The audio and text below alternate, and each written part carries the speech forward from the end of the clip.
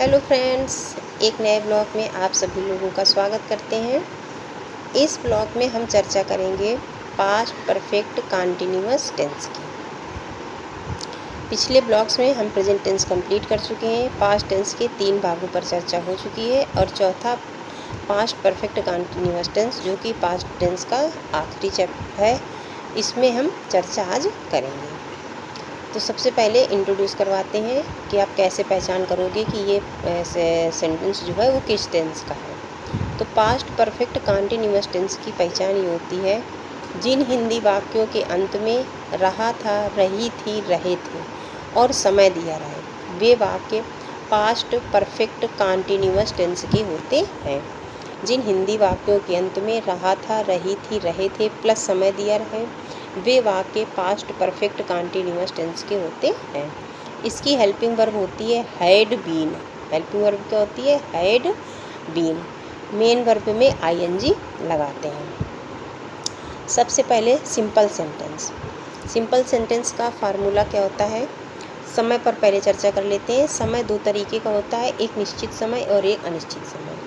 निश्चित समय के साथ में सिंस यूज करते हैं और अनिश्चित समय के लिए फॉर यूज करते हैं। सिंस आता है बजे दिया हो, 2 बजे, 3 बजे, 4 बजे। किसी महीने का नाम दे दे, जनवरी, फरवरी, मार्च।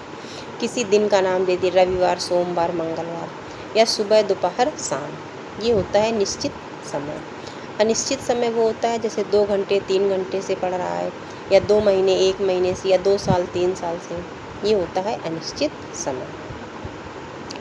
सबसे पहले आते हैं सिंपल सेंटेंस। जब हमने वाक्य बताए थे हिंदी में, उसमें बताएं आपको साधारण वाक्य, जैसे सरल वाक्य, नकारात्मक वाक्य, प्रश्नवाचक वाक्य, प्रश्नवाचक नकारात्मक वाक्य।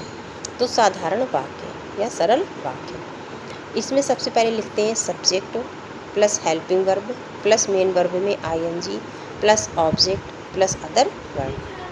एग्जाम्पल, रमेश 1 घंटे से क्रिकेट खेल रहा था। तो Ramesh had been playing cricket for an our.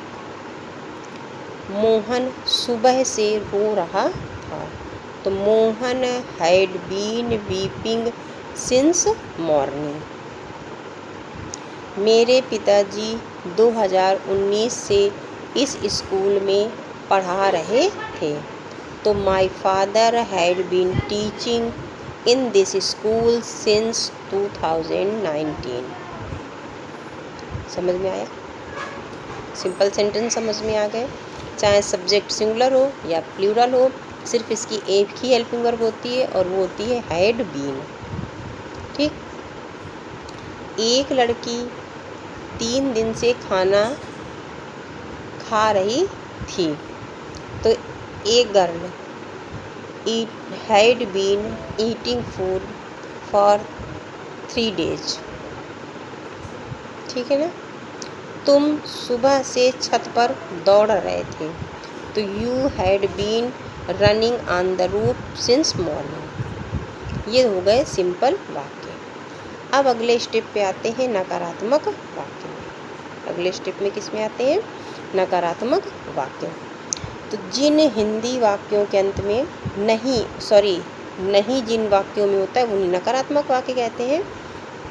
इसका जो नियम होता है वो सबकी सब जैसे दूसरे वाले ट्रांसलेशन बताएं वैसे ही होता है, बस हैड बीन के बीच में नॉट आ जाता है। जैसे प्रेजेंट परफेक्ट कंटीन्यूअस टेंस में is being, am being, are being था, तो is not being, am not being, are not being था। उसी प्रकार से इसमें हैड नॉट बीइंग आएगा। ठीक। जैसे एक अध्यापक 3 दिन से गणित नहीं पढ़ा रहे थे। तो 1 teacher had not been teaching maths for 3 days। मेरी दादी जी 1 सप्ताह से मंदिर नहीं जा रही थी। तो my grandmother had not been going to temple for 1 week। Sunita 2022 से इस स्कूल में पढ़ रही थी। तो नहीं पढ़ रही थी। तो Sunita had not been studying in the school, कब से? 3 साल से, तो फॉर 3 डेज, फॉर 3 ईयर्स। समझ में आ रहा है ना? चलिए अब आते हैं इंट्रोगेटिव सेंटेंस। इंट्रोगेटिव सेंटेंस 2 तरीके के होते हैं। एक वे जिनमें प्रश्नवाचक शब्द वाक्य के प्रारंभ में रहता है, दूसरे वे जिनमें प्रश्नवाचक शब्द वाक्य के बीच में रहता है। तो पहले शुरुआत वाले पहले देखते हैं। गर्मी बहुत है बच्चों, और हम 3rd फ्लोर में रहते हैं अपने घर में, तो गर्मी के मारे हाल बेहाल है। ना रात में चैन है, ना दिन में चैन है। सुबह दोपहर शाम दिन भर गर्मी, और सुबह तो 8 बजे से धूप निकल आती, 8 बजे से लेके 5 बजे तक बिल्कुल तड़प जाते हैं गर्मी में। फिर 6 बजे के बाद में जब मौसम हल्का सा ठीक होता है, उसके बाद में खाना पीना, तो फिर पसीने में तारे। तो गर्मी के बहुत पड़ रही है, गर्मी के साथ साथ में अपने जो काम है वो भी करने हैं, तो बीच में समय निकाल के वो भी किए जाते हैं। तो कहाँ पर थे? प्रश्नवाचक शब्द वाक्य के प्रारंभ में।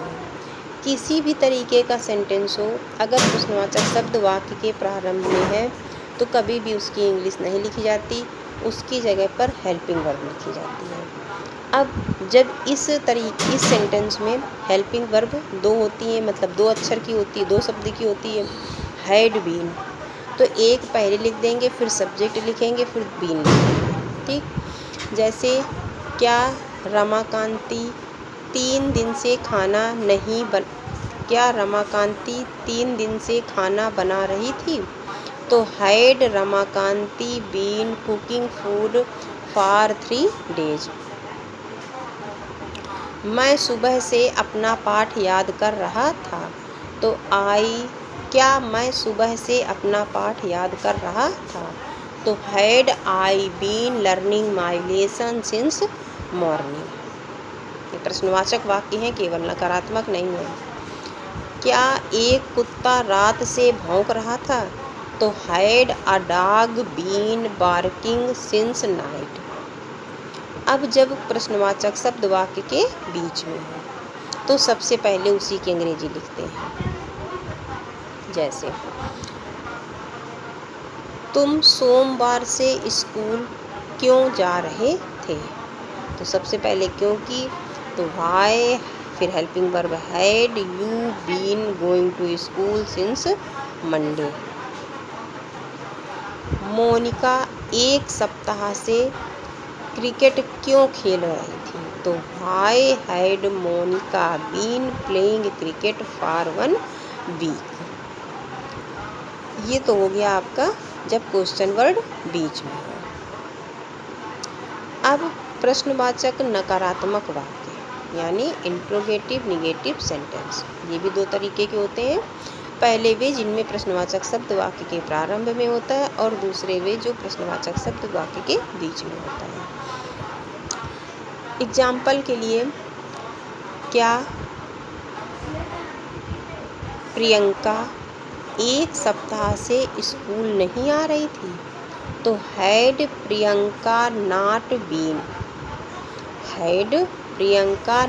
बीन कमिंग स्कूल, कब से?